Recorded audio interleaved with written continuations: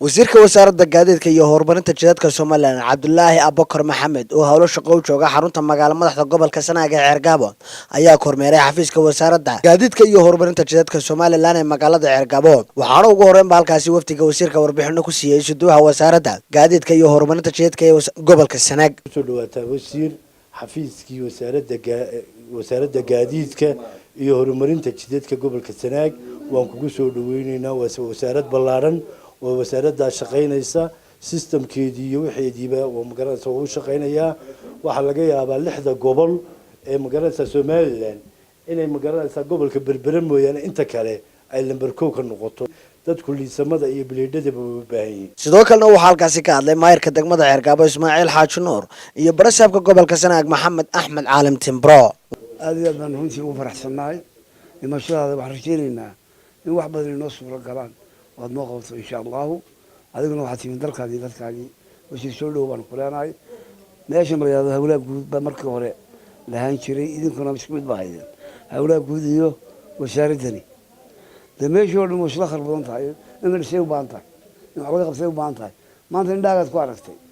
marka marada indhaaga ku aragtay war indhaa dhaama aan rajaynaynaa wasiir maadaama aanu xarintii gaadiidka iyo jidadka joogno maanta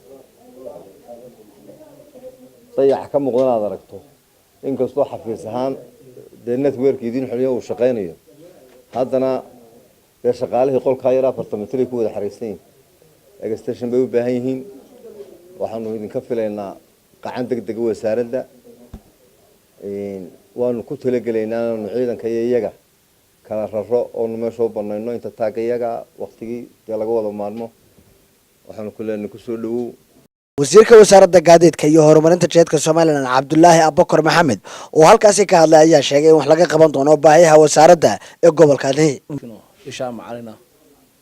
kulli maanta waxaan dareemaynaa baahidiina waan arkaynaa baahidiina ugu weyn waa xafiisyo saa uu sheegay gudoomiye insha Allah waxaan ka qaban karaynaa waan ku dadaali doonaa sida ugu dhaqsaha badan leh waxa kale oo aan idinku bishaareynaa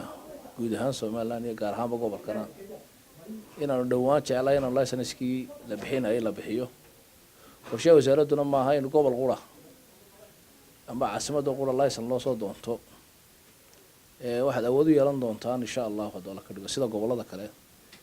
inaad circulation buuga gaariga kala wareejinta laysanka iyo plate numberska aad maartay qayb ka noqon doontaan xafiiskani sida xafiiska Hargeysa u shaqeeyo insha Allah shaqeyn doono waad ogtiin